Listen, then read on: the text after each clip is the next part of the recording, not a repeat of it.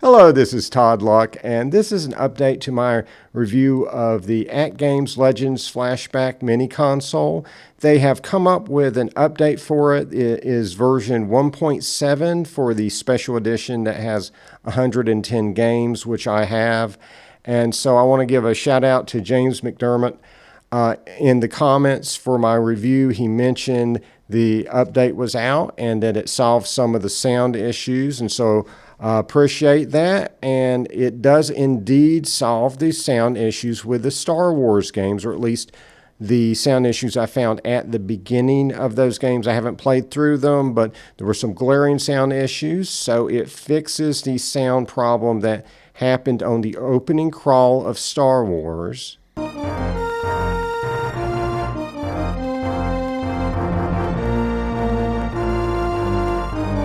It also fixes the issue with the crawl in Empire Strikes Back.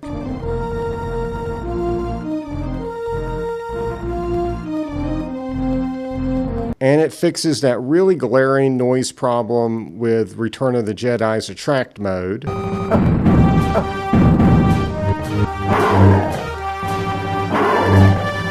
However, there's still off sound on the Namco games like Galaga and Dig Dug.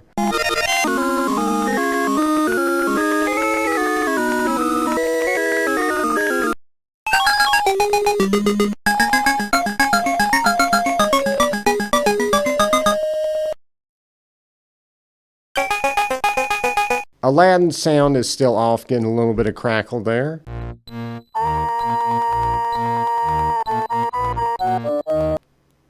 Zombies Ain't My Neighbors still has that little bit of audio crackle after the sound effects.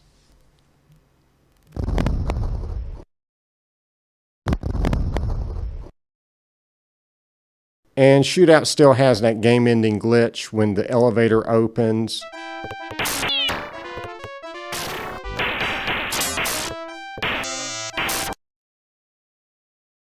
Okay, so how to get the update is you go on the AtGames website, atgames.net, and then you're going to click on this AFZ thing, which is AtGames Flashback Zone. And then in the Flashback Zone, you're going to click on the lines in the upper left corner and get the drop-down menu. The drop-down menu, you are going to select Firmware Update Portal, and then you're going to go to this screen.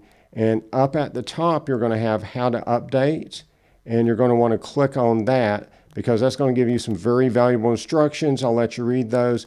And it's also going to give you the name that you have to rename the file. So I'll go ahead and copy that, and then you can paste it over the file once you download it. But once you click on downloads at the top, that is what you get is a list of different firmware updates you can download. You're going to want to click on the one that is right for you, because if you do the wrong one, it could screw up your system. So you're going to scroll down and pick the Flashback Legends console that you have. If you have 110 games, it's going to be the special edition. If you just have the regular edition, that's just 100 games. Once you download that, it's going to require you to log in and create an account. But once you do that, it's going to be in your downloads or wherever your computer downloads to, and then you're going to rename it. And if you have any trouble, if it already acknowledges it as an image file, you might want to delete the IMG at the end of it, or you might, if your mini console doesn't take it, you can also try to capitalize the first letter in the file name. But just just cut and paste over it and then pop it in your system. If it doesn't acknowledge it at all, then you might have to mess with the name of it, but it should just come up with like a question: do you want to update or do you not want to update? And then you say yes, and it'll update, and then the second time it'll do that, it'll come back up and it'll be like, do you want to do an update? And you say no because you've already done it, and then you just go on with your day and play your console, and remember to pop the SD card out when you get a chance. And you do have to get an SD card to do this, but those are pretty cheap. You can pick them up just about anywhere. You want to get the smallest one you can get, and that's pretty much how you're going to update it. And I want to put a shout out to AtGames customer service. I had a problem even getting it to work because I didn't know everything I just told you guys. And so they led me through that. And then there were some severe issues. Several games disappeared when I updated. And so they came up with a custom firmware update just for me to fix that problem. So I really appreciate it. Those guys are top notch. I super appreciate that. And I'm going to change my recommendation in the review that now I would probably recommend, just based on what I know, you should pick this up for Super Star Wars if you want Super Star Wars. Some of the other games where the issues linger, maybe not, but I think they will probably be fixed in future updates.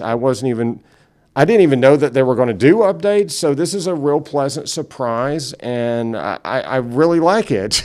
I have a feeling that, for instance, that shootout glitch will get fixed in a future update. That's a really obvious glitch that I think, should be able to be fixed. So I'm definitely looking forward to seeing what they do in the next update, and it's a good little mini console that I'm enjoying so far. All right, guys, I'll let you know if I see any more glitches or any more updates.